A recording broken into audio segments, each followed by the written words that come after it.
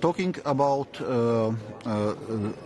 recent developments, obviously we will today also be discussing the geopolitical developments, where it has to be emphasized that EU stays in solidarity with Kingdom of Denmark and Greenland and their people, and for a principle of respecting sovereignty and territorial integrity of EU member states, and that concerns also Greenland. And also the tariff threats are not acceptable as a mean to dealing with those issues. We must remember that the Transatlantic Trade and Investment Partnership is the largest in the world, so there is lots to lose economically, both for Europe but also for US, its companies and workers. Therefore, we need to work on finding a constructive solution to move forward, respecting international law and also taking care of our important economic and geopolitical relationships. On today's Eurogroup agenda, I would highlight that we will be hearing the update from Minister Petkova concerning the Bulgaria joining the euro area and how the practical changeover is going on, because that's certainly a big step for Bulgaria and also a positive development for euro area, making both euro area and our common currency stronger. Thank you. Commissioner, in the context of this, if the EU does not show strength now against Trump, how can anyone take the EU seriously as a geopolitical actor? Well, that's obviously the important point. That's why I was emphasizing the need to respect both international law and also work on protecting both the economic interests of Europe and US.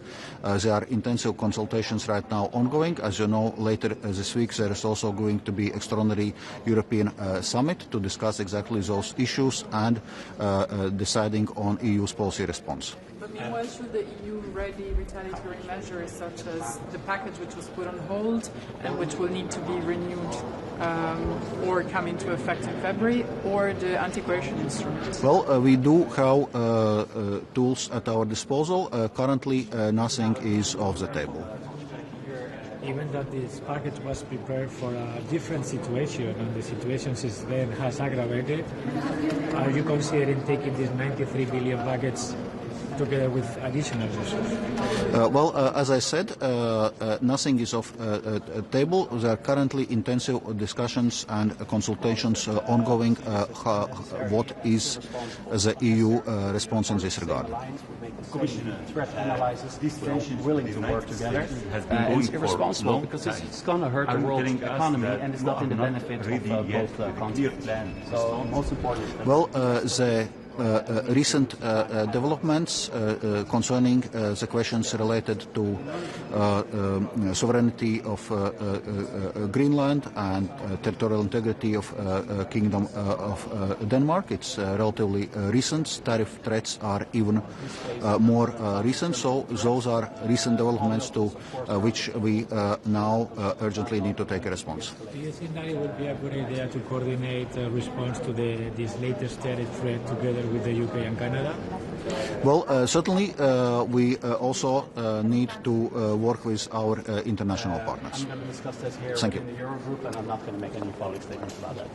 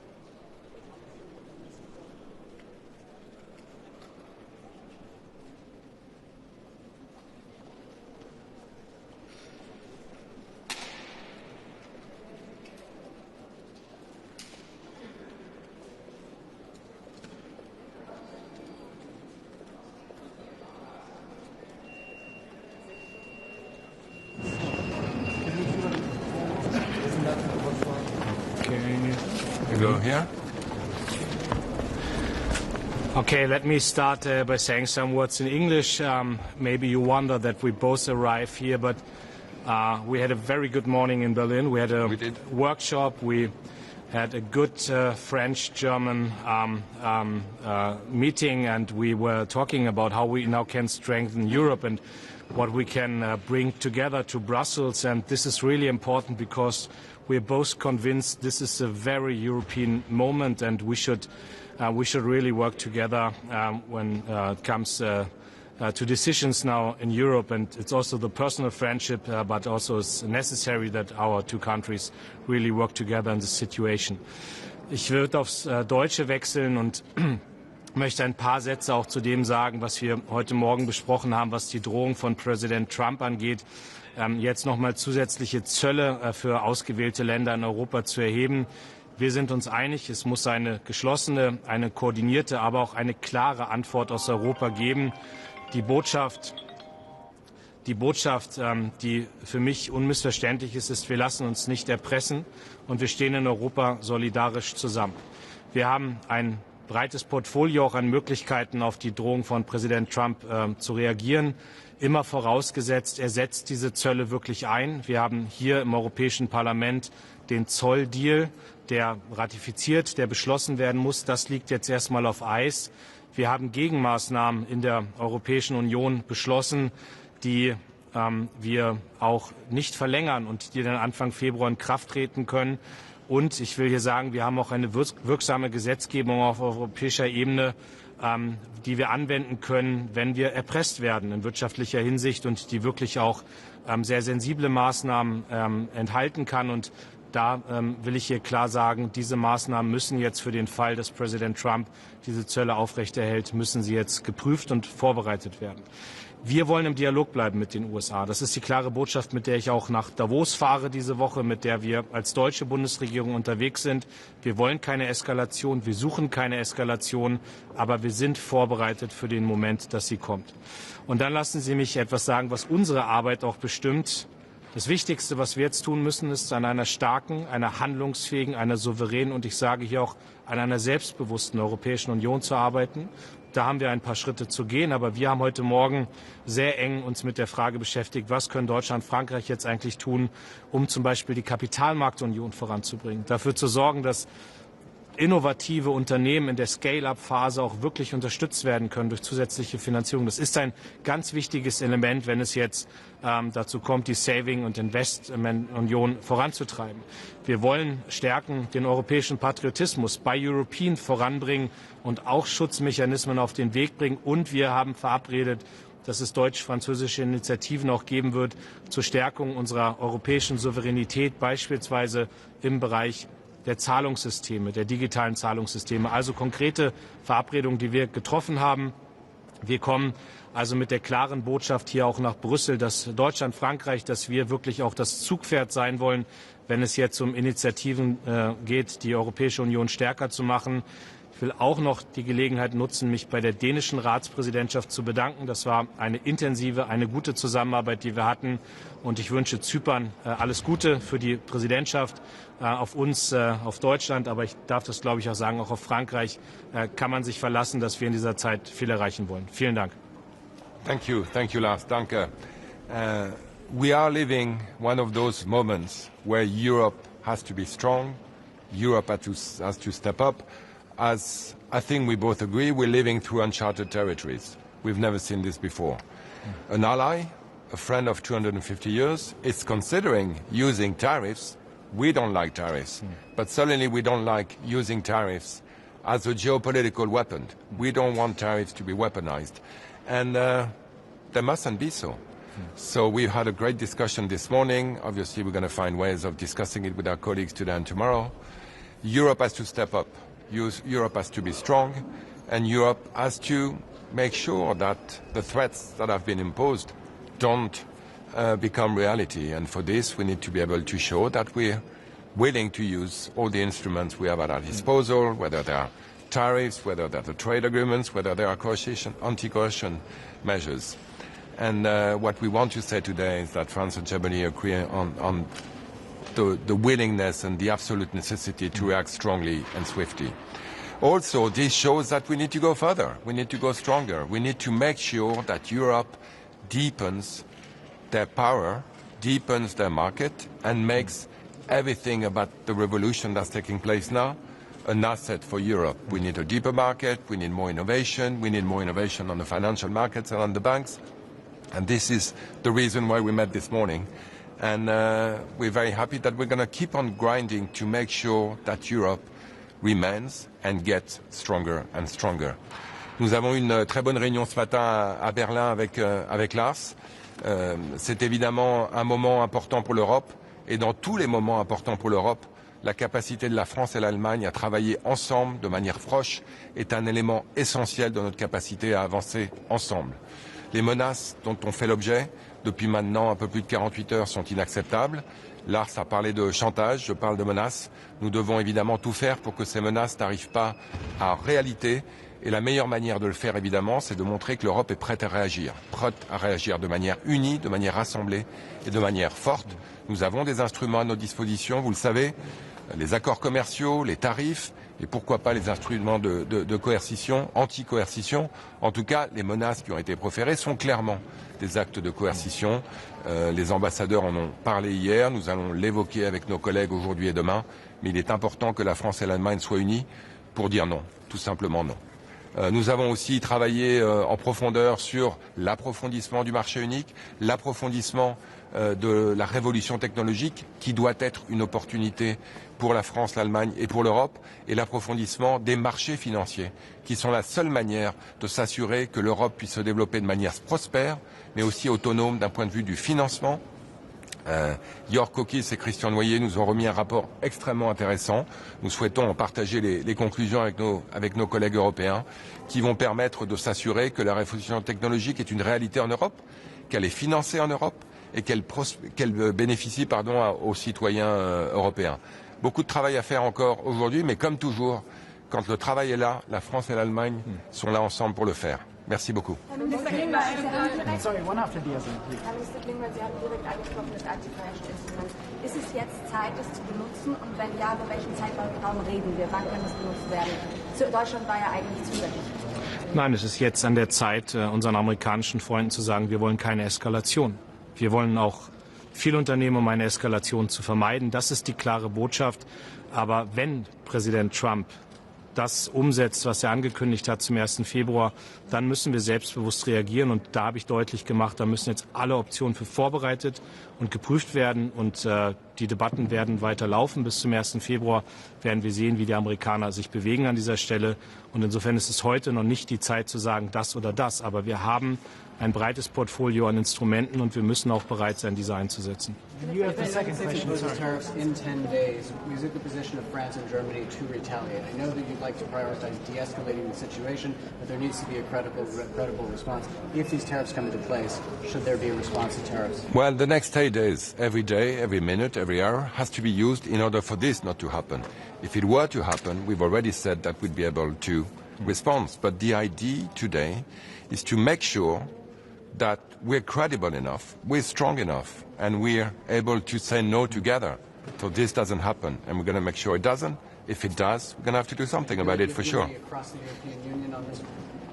Sorry? Do you believe that there's unity across the European Union in response? Well, discussions are taking place. As you know, there's going to be a summit of the heads of state on Thursday. The work will be done between now and then to make sure that, yes, there is unity in Europe, because this is paramount to having a strong credible response, is that we are united together. So, du nimmst dran. Okay, two more questions. You have the first one. Okay. Sie haben gerade selber gesagt, dass eine Option ist, auch diese Vergeltungszölle, die im letzten Jahr aufgesetzt wurden, geplant waren, aufgesetzt wurden, nicht zu verlängern.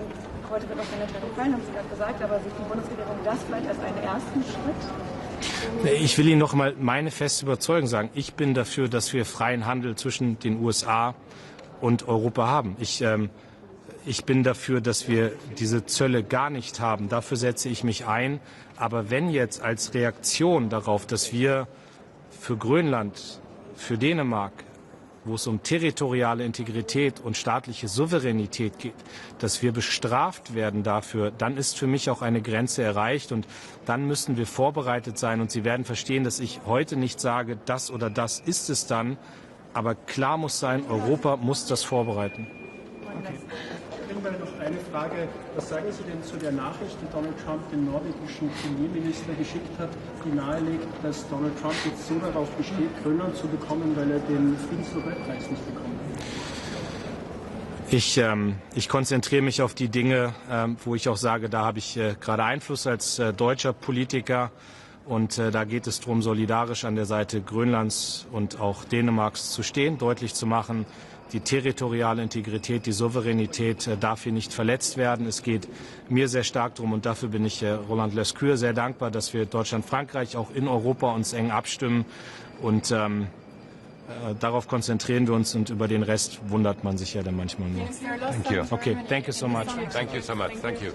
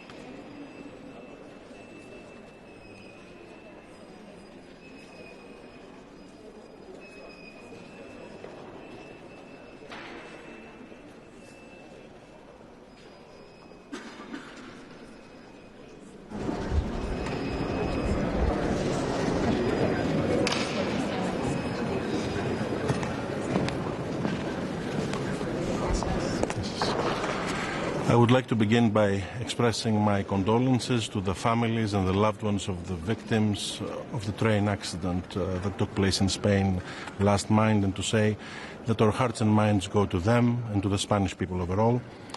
I would also like to add that we're meeting today in light of recent international developments in a highly volatile geopolitical environment where European unity is of essence, where dialogue is of essence, where European coordination is of essence in order to uphold the core principles of sovereignty and adherence to international law. This is the first Eurogroup taking place this year. We're all looking forward to that, and the first one that I will be chairing in my new capacity as Eurogroup President. And with regards to the broader policy priorities, let me begin by reiterating what I said last December, that we have convergence, we have consensus vis-à-vis what those policy priorities should be: the savings and investment union, the completion of the single market, the strengthening of the fiscal foundations of the union, the digital euro. What we will be judged upon is tangible results, are tangible results. And we need to deliver them with nimbleness and speed. We need to render our strategy a synonym of delivery. And I fully believe that together with my colleagues at the Eurogroup, we can collectively reflect this, see a reflection of this at the working program of the Eurogroup with a sense of respect, but also a sense of urgency.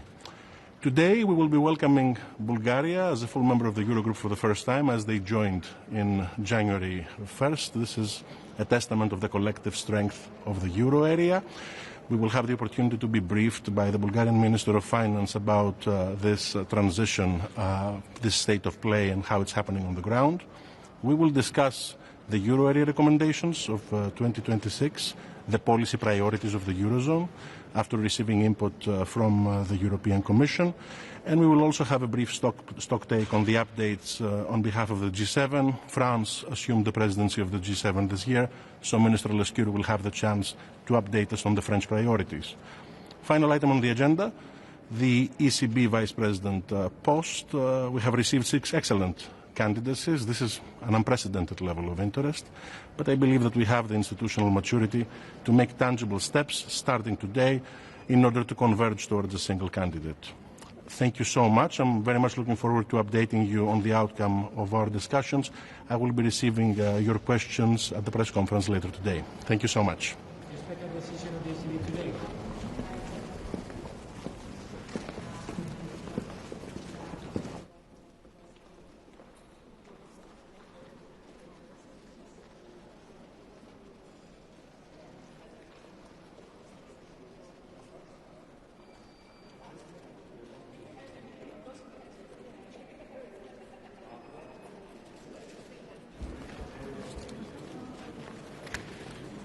Hello.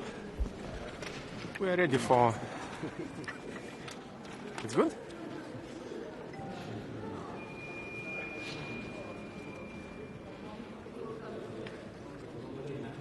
All good? Yes, for today's election of Vice President to ECB, we have a very strong and experienced candidate. We believe in today's world with a lot of geopolitical challenges and instability. Experienced candidate will suit the position very well. Our candidate, 3 times former Minister of Finance of Lithuania, former member of Audit Court, and we hope for best outcome, and we hope today to have a new vice president for ECB. Can you comment on what we've seen from the Trump administration over the weekend, this threat of tariffs on European nations and possible retaliations from the Europeans? What's the mood in terms of what the response should be from Europe?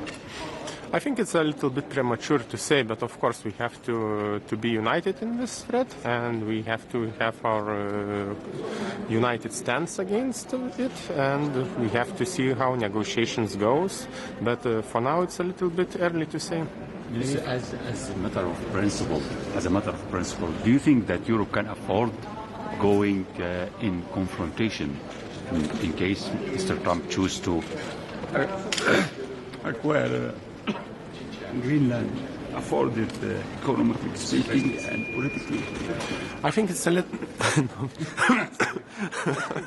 I think it's a little bit early to say, but we see how the negotiations go, how the process goes. But I think Europe is economically very strong, and we can find the solution with Americans.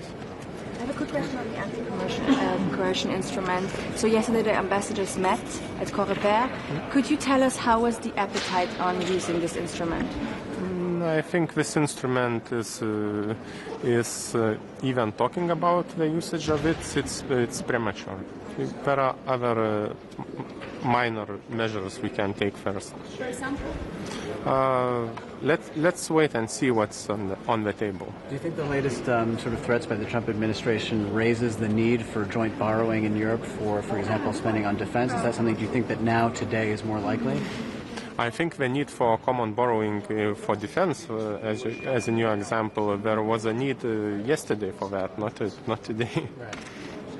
Okay, thank you very much. Last thing, I want to ask about something that was already for a long time in the news, which is the digital euro.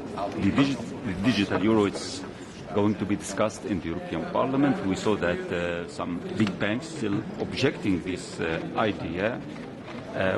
What do you think should be done? 2029, is it realistic? It's hard to say, but I think the digital euro is a good project and we support it. But when it might reach the finish line, it's a bit early to say. Thank you. Quer fazer uma declaração? Não. Podem fazer as perguntas. Então, Sr. Ministro, como é que pensa que a União Europeia deve responder a esta chantagem norte-americana em torno da Greenland? Há uma proposta já da Comissão, que será agora discutida no Eurogrupo e amanhã no Ecofin. Creio que temos de ser bastante fortes na resposta. Nós não estamos agora apenas a falar de uma guerra comercial, como falávamos há um ano, em que os Estados Unidos tinham uma posição sobre a necessidade de tarifas, a Europa tinha outra posição, enfim, discordávamos, foi possível chegar a um acordo, mas estávamos apenas, e isso já é importante, mas apenas a falar sobre comércio internacional, aplicação de tarifas e equilíbrios. Aqui estamos a falar de uma coisa completamente diferente, que é a violação da soberania de um Estado-membro da União e, portanto, a resposta da União tem que ser uma resposta de muita força. Estamos a falar de coerção. Vamos discutir isso hoje e amanhã. Há um Conselho Europeu quinta-feira. Não vou antecipar decisões que o Conselho Europeu tomará ao nível dos primeiros ministros e dos chefes de governo, mas tem que ser uma resposta unida e uma resposta bastante forte, porque há linhas que não se ultrapassam e a soberania dos Estados é uma dessas. Está preparada para defender o preço económico, para defender a soberania do outro Estado-membro? Estamos preparados para atuar em conjunto, para avaliar as várias hipóteses sendo que esta é uma linha vermelha que a União não pode deixar de passar. As medidas que já tinham sido preparadas o ano passado para a guerra tarifária e que depois acabaram por ser congeladas são um plano B que está em cima da mesa. Há bocadinho falou de uma proposta da Comissão. Quer dar-nos alguns detalhes só para percebermos o que é que a União Europeia está a falar? Há vários instrumentos em cima da mesa. Essa discussão que agora será feita hoje e amanhã entre os ministros das Finanças dos 27, que depois os chefes de governo na quinta-feira discutirão. Não vamos antecipar soluções. Agora, não é possível aceitar que, ainda para mais, um país que é aliado da Europa na NATO, um país que com a Europa tem as maiores relações comerciais a nível mundial, possa pôr em causa a soberania de uma parte de um Estado-membro. Qual é que é a posição de Portugal? Eu acho que não vamos chegar tão longe quanto isso. A posição de Portugal é uma posição Desculpe, a posição de Portugal é uma questão muito específica. Sabemos que a França é a favor da utilização, já o era antes, deste instrumento de anticoerção. Portugal alinha com a França, acha que é necessário já fazer avançar este instrumento? Nós faremos essa discussão, eu não vou antecipar a decisão que Portugal tomará, mas Portugal estará sempre do lado do compromisso, da solução maioritária e da defesa da Europa. Há risco de divisão europeia? Isso verei hoje e amanhã na discussão com os meus colegas. Até agora não tenho esse feedback dos meus colegas ministros das Finanças, mas veremos hoje e amanhã essa discussão. Mas a situação orçamental que permita evitar ou suportar eventuais impactos que surjam desta situação dos Estados Unidos? Portugal tem uma posição orçamental muito robusta. Nós projetámos para 2025 o superávit 0,3. Eu já disse em alguns momentos que terminaremos com superávit ligeiramente acima desses 0,3. Se retirarmos tudo o que é componentes temporários do lado da despesa, também já disse isso várias vezes, os empréstimos PRR, as decisões judiciais que têm condenado o Estado português e o suplemento que pagámos em 24 e 25 aos pensionistas, Portugal tem neste momento um superávit real próximo de 1%. Isso deixa-nos numa posição mais confortável e mais robusta para acomodar choques externos negativos que possam existir, mas que obviamente desejamos que não ocorram. Existem alguns setores em Portugal que são mais expostos às exportações? Naturalmente que alguns setores de bens são mais expostos aos Estados Unidos, já tiveram um primeiro choque com a aplicação das tarifas, mas do ponto de vista económico, quer a nossa economia, quer as finanças públicas estão numa situação robusta, mas os choques externos negativos têm sempre, naturalmente, impacto. Ministro, em direto para a CNN Portugal, deixe-me fazer-lhe uma pergunta em relação a outro ponto da agenda, a possível eleição da vice-presidência do Banco Central Europeu. Sabemos que há um nome português na corrida que o Governo já apoiou. Pergunto-lhe como é que está esta questão, se mantém esperança, se pensa que pode ser hoje e se Portugal corre o risco de sair da corrida, neste caso, Mário Centeno. Esta é uma eleição difícil. Primeiro é uma eleição difícil pelas próprias regras, porque aquilo que está em cima da mesa é uma maioria qualificada reforçada e há 6 candidatos. E, portanto, é natural que nesta reunião possa haver várias rondas até se eventualmente chegar a um candidato que reúna esses requisitos. Por outro lado, é uma eleição difícil porque quem está de saída do lugar de vice-presidente do BCE, Luís de Guindos, é um espanhol, antes foi um português, antes foi um grego, e há naturalmente equilíbrios regionais com os países do leste, com os países do Báltico, que é necessário olhar. Nós apresentámos a candidatura do Dr. Mário Centeno, após a manifestação de disponibilidade que ele tem. Apoiamos, como eu sempre disse, e aliás aqui neste sítio, algumas vezes, nós apoiamos sempre portugueses quando eles têm a possibilidade de concorrer a um cargo internacional ou europeu. Veremos a dinâmica das rondas de votação. É uma eleição bastante difícil, mas mantemos alguma esperança. Sr. Ministro, depois do resultado de ontem das eleições presidenciais, qual é o perfil do candidato que vê neste momento para a presidência da República entre António José Seguro e André Ventura? Vão-me desculpar, mas eu aqui não vou falar de questões internas nacionais da política nacional. Mas já agora que tal? Eu não vou falar aqui sobre questões de política interna.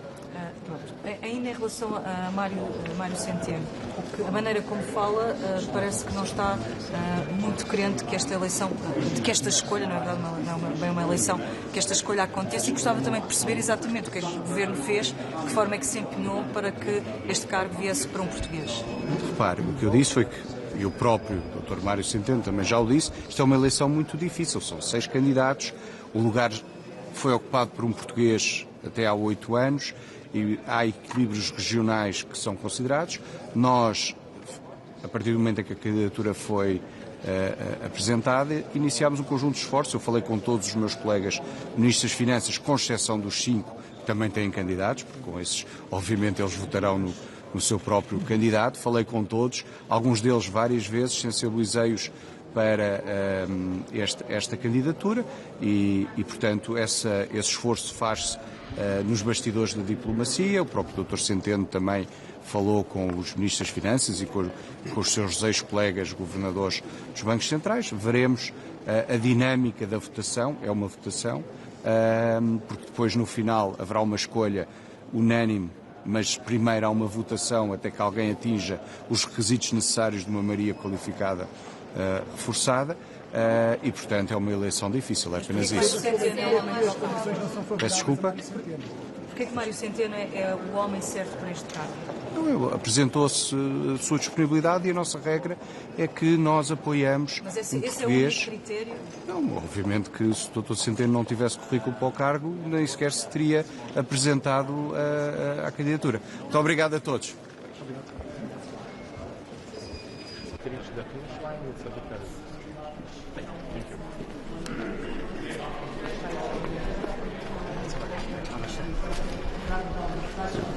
The destabilising effects of the recent geopolitical developments could potentially be enormous. That's why it's more important than ever now that we seek dialogue. This is a time for cool heads. We worked very hard at an EU level to have a trade agreement in place with the United States of America, a trade agreement that will ensure economic activity can continue to flow across the Atlantic, a trade agreement that is good for the United States, good for Europe, good for Ireland. Anything that now moves away from that or deviates from that could have potentially very, very significant consequences. So it's really important that Europe stands united. Europe will always stand with Greenland, will always stand with the Kingdom of Denmark. We will always stand together for our values. And we want to have dialogue in a cool and calm way and use the window that is available. But we will, of course, prepare to respond accordingly should that be required. Any questions? Okay. Minister, hello. Minister, do you think that Europe can afford the price of confrontation with the United States, politically speaking and economically speaking? So Europe is not seeking confrontation with anybody. Europe understands, and we understand in Ireland, that we can achieve so much more when we cooperate, when we collaborate, when Europe and the United States work together. It's good for the EU and it's good for the US. It's President Trump who in recent days has decided to threaten Europe with additional tariffs, ones that have a very significant destabilising effect. The destabilising effect could potentially be enormous. The cascading effect could be very, very significant. So now is a time for cool heads. We have worked in good faith with the US administration to put a trade agreement in place. We want to see that agreement implemented in full. We don't wish to see any deviation from that agreement. And it's very important now that we use the brief window available between now and the 1st of February to seek dialogue and to seek a way forward, but a way forward that will always see Europe stand with Greenland and stand with the Kingdom of Denmark, but also prepare for all eventualities. Thank you. Goedemiddag. Heerst hier ook bij de ministers van Financiën de spanning rondom de mogelijke oplaaiende handelsoorlog en de dreiging met tarieven? Nou, vanzelfsprekend gaan we dat hier binnen nu bespreken, want wat we nu zien gebeuren, het is onnodig, maar ook onverantwoord. Dat gaat economische gevolgen hebben, wat we natuurlijk moeten proberen te voorkomen. En dat zal onderwerp van gesprek zijn. Hoe groot is de spanning rondom het onderwerp? Nou, we voelen dit natuurlijk allemaal, omdat het juist zo onnodig is. Dus het komt ook als een verrassing. En we voelen natuurlijk allemaal dat dit ook weer handelsspanningen met zich meebrengt. En we kwamen nou net uit die fase waarin we naar meer een rustiger vaarwater kwamen. Ja, nu lijkt het er weer terug bij af zijn. Toch wordt er nu gedreigd ook vanuit Europa met bijvoorbeeld het niet ondertekenen van het handelsakkoord of het terugslaan met eigen tarieven. Wat zijn de gevolgen daarvan voor Nederland als dat doorgaat? Ik wil daar niet op vooruitlopen. Alle opties liggen natuurlijk op tafel, maar ik blijf benadrukken in deze situatie, net als vorige keer, het belang van de-escalatie. Niemand is hierbij gebaat, de Europeanen niet, maar ook de Amerikanen niet. Dus we moeten als volwassen mensen de tijd benutten, dialoog aangaan en de-escaleren. Toch wordt er gedreigd met dit. Gaat het uiteindelijk ook de Nederlandse burgers wellicht pijn doen? Moeten we daar rekening mee houden? Nou, handelsoorlog is natuurlijk in niemands belang. Daarom proberen ze ook altijd te voorkomen. Proberen te werken naar lagere tarieven, hogere tarieven. Ja, in de eerste plaats betalen de Amerikanen die tarieven. Dus het is niet in hun eigen belang, maar het is voor de hele wereldeconomie natuurlijk niet goed. Daarom is ook weer het belang dat we gaan deescaleren. Dank u wel. De opmerking van Trump dat hij dit doet omdat hij de Nobelprijs voor de Vrede niet heeft gekregen. Wat vindt u daarvan? Ga ik niet op speculeren. Ik heb te maken met situaties als die zich voordoet. Nogmaals, ik vind het onnodig, ik vind het onverantwoord. En het belang is nu om de tijd te benutten om te deescaleren. Donderdag wordt er dan een besluit genomen op de EU-top over te volgen stappen? Nou, het is nu onderwerp van gesprek hier, de andere eurotoppen. En ja, we doen het stap voor stap nu. Oké. Minister, you're one of the targets of President Trump at the moment for this 10% tariff that we're expecting on February the 1st. What do you think the appropriate response at this stage is at the European level, and how much solidarity is there to act as in unison? Well, listen, we see this as unnecessary and irresponsible. It's unnecessary because we are part of the same alliance. We make the same threat analysis. We are willing to work together. And it's irresponsible because it's going to hurt the world economy and it's not in the benefit of both continents. So the most important is that we de-escalate and we need to use the time ahead of us to once again try to get these tariffs off the table. And in order to de-escalate, I think what we've learned with the Trump administration, there needs to be a credible threat on the other side. Do you think that the anti-coercion instrument could be such a credible threat? Should that be on the table in terms of these discussions and negotiations? Well, at this phase, I'm not going to talk in terms of threats, but all the options, of course, are on the table. But I want to have a constructive dialogue. We need to de-escalate, and I take it from there. Okay. Can I ask you on the anti-coercion instrument? Yesterday, the COREPER ambassadors met. How was the appetite in the room to use this? I mean, France is really pushing for this.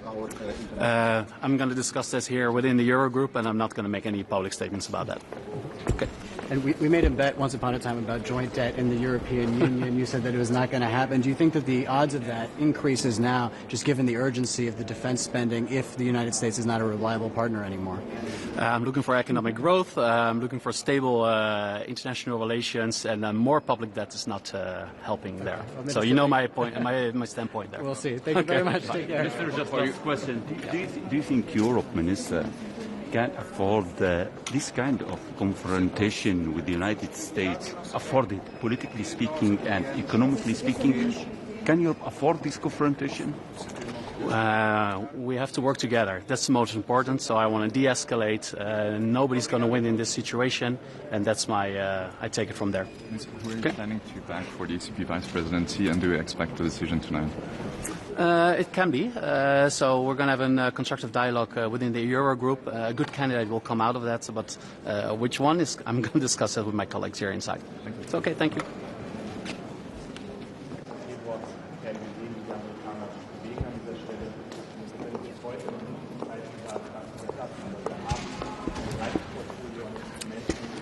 Good afternoon. First, on the ECOFIN agenda, I believe that opening an excessive deficit procedure for Finland is needed action, and it is also good for the credibility of the EU fiscal rules. Despite our challenging economic environment, we are committed, we remain committed to sustainable public finances and taking, of course, necessary measures to comply with the EDP recommendation. Sitten oli. Joo, tuosta viikonlopun tulliuhkauksesta Yhdysvaltain puolelta. Miten ajattelet, mikä on EUn oikea vastaus EUlta Trumpin tulliuhkaukseen? No, näitähän tällä hetkellä juuri pohditaan. Tietenkin tiedetään, että silloin kun mikäli kunnollinen kauppasota syttyy, niin se on huono kaikille osapuolille. Sen takia tietenkin neuvotteluja ja dialogin kautta pyritään löytämään ratkaisuja, mutta onhan tämä hyvin hankala tilanne. Onko Suomi valmis tähän anti-coercion instrumentin käyttöön? Tästä keskustellaan. tullit tulisi nyt voimaan ja kauppasota alkaisi, niin miten se vaikuttaisi Suomen talouteen ja sen kehitykseen? Luonnollisestikaan ei positiivisesti. Tällaisilla toimilla on negatiiviset vaikutukset, kuten näillä aiemmillakin tullisodan uhkilla. Kiitoksia. Riskin, että Eurooppa toistaa saman virheen kuin viime kesänä ja pelaa liian pehmeästi tässä ja tavallaan Trump saa lisää vettä myllyyn. On aivan ymmärrettävää, että dialogin kautta pyrittiin pääsemään ratkaisuun ja sehän näyttikin välillä jo onnistuvan. Nyt on taas toinen hetki. Maailmasta on tullut tällainen ja teemme parhaamme, että siellä selviää. Kiitos.